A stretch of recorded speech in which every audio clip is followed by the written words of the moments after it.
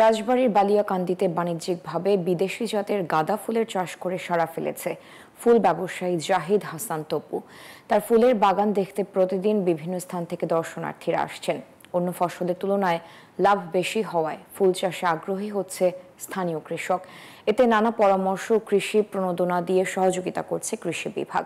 মিঠুন গোস্বামীর পাঠানো তথ্য চিত্রে ডেস্ক রিপোর্ট। রাজবাড়ীর বালিয়াকান্দি উপজেলা গেটের ফুল ব্যবসায়ী জাহিদ হাসান তপু দীর্ঘদিন ধরে যশোরের গদখালি থেকে ফুল এনে ব্যবসা করতেন। একসময় সিদ্ধান্ত নেন নিজেই ফুলের চাষ করবেন। গত ৩ বছর ধরে বাড়ির পাশে পতিত জমিতে এভাবেই গাঁদা ফুলের চাষ করে সাড়া ফেলেছে তপু। এই ঈদে জামা জুতো অ্যাকসেসরিজের ডিসকাউন্ট থেকে ওই জায়গা থেকে যোগাযোগ করলাম যে আমাদের মাটি থেকে আসলে ফুল হয় নাকি। পরে ওইটা বললো যে আপনি গাছ নিয়ে টেস্ট করে দেখতে পারেন। তা আমাদের মাটিতে গাছ নিয়ে এসে লাগালাম, লাগানোর পর ওই বছরে আপনার ভালো একটা অ্যামাউন্ট পেলাম। আমাদের দিয়ে সহযোগিতার কথা জানালেন কৃষি বিভাগের এই কর্মকর্তা।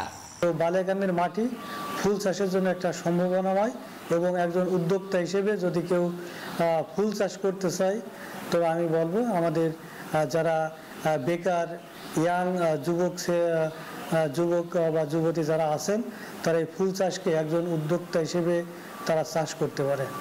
মাত্র 22% জমি দিয়ে চাষ শুরু করলেও এখন তা বেড়ে দাঁড়িয়েছে প্রায় 1.5 একর জমিতে। এতে তার প্রতি বছর 6 থেকে 7 লাখ টাকা লাভ হয়। Desk report, news 24।